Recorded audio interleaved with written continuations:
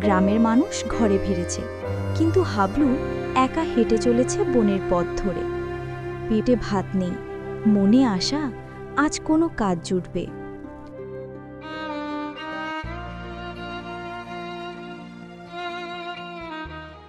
কাজ বাজ কিছু না করলে খাবো কি রে? ঘরে দু মুঠো চাউল নেই, এই অভাবে সংসার। হাবু বুড়িমার কথা শুনে বাড়ি ছেড়ে চলতে লাগলো অজানা পথের দিকে। কিরে হাবু, এত দৌড়ঝাঁপ করে চললি কোথায়? কাজের খোঁজে যাই গো, কাজের খোঁজে। তোর ঠাকুমা ভালো আছে তো? যা গিয়ে কাজ বাজ কিছু কর। আর তুই যাবি কোথায় কাজের খোঁজে? ওই দূর গ্রামের দিকে গিয়ে দেখি কোনো কাজবাজ পাই কিনা। তোর যে বুদ্ধি, তোকে কে কাজ দেবে শুনি? আমি চললুম খুড়ো, দেরি হয়ে যাচ্ছে। গ্রামের মানুষ ঘরে ফিরেছে, কিন্তু হাবলু একা হেঁটে চলেছে বনের পথ ধরে। পেটে ভাত নেই, মনে আশা আজ কোনো কাজ জুটবে।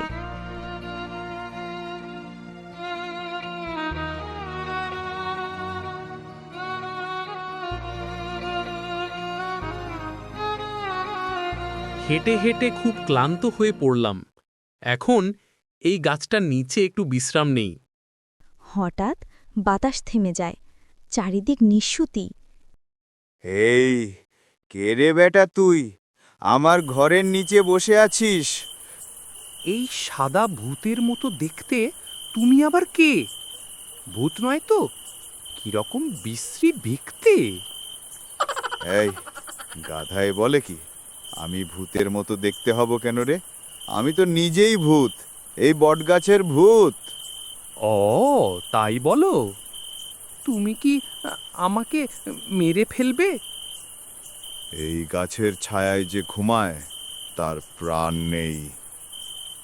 আমি তো একটা কাজ খুঁজছিলাম, খুব ক্লান্ত হয়ে তোমার এই গাছের নিচে শুয়ে পড়ছিলাম গো। আর তুমি এখন আমার ঘাড় মটকাবে? ও মা গো! তুই কাঁদছিস? সবাই বলে আমি বোকা, এখন যদি মরতেই হয় তাহলে মরে যাই। কিন্তু একটা কথা বলো ভূত দাদা, তুমি মরলে কি করে? তুই আমায় দাদা বললি, আমার মনটা জুড়িয়ে গেল। তাহলে বলি শোন, আমি ছিলাম এক তরুণ মালি। এই গাছটা আমি নিজে লাগাইছিলাম। আমি ভালোবাসতাম পাশের গ্রামের রূপালীকে। সে ছিল খুব সুন্দর, ভালোই চলছিল। পুকুর ঘাটে বসে দুজনে দেখা করতাম। হঠাৎ একদিন জমিদার আমাদের দেখে ফেলে আর রূপালীকে বিয়ে করতে চায়। আমার ভালোবাসার মেয়েটাকে জোর করে নিয়ে যায়। আমি প্রতিবাদ করি, ওরা আমার এই গাছেই ঝোলায়। জমিদারের লোক দিয়ে মিথ্যে চুরের অভিযোগ দিয়ে আমাকে মেরে এই আমার নিজের হাতে রোপণ করা গাছের মধ্যে ঝুলিয়ে রাখে। আমার খুব কষ্ট হচ্ছিল। তোমাকে মারে এই গাছে? খুব কষ্ট হচ্ছে গো তোমার কথা শুনে। 2 দিন পরে জমিদার রূপালীকে জোর করে বিয়ে করে। তার বাড়ির পিছনে একটা পুকুর আছে, বড় বড় মাছ চাষ করে। কয়েকদিন পরে জমিদার রূপালীকে মেরে ফেলে দেয়।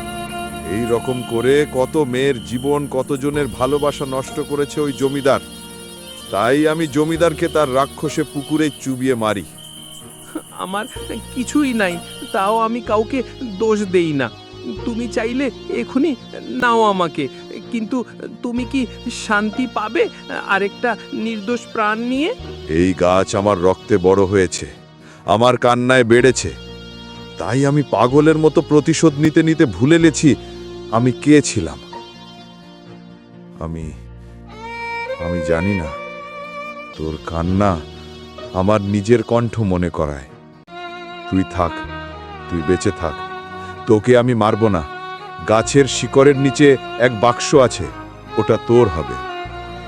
হয়তো এবার, হয়তো আজই আমি ঘুমাতে পারবো, অনেক দিনের পরে। ভূত ভাই, তোমার কাহিনী আমি মনে রাখবো, কিন্তু কাউকে বলবো না, যেন তুমি চির ঘুমে থাকো শান্তিতে। বিদায় ভূত দাদা, বিদায়।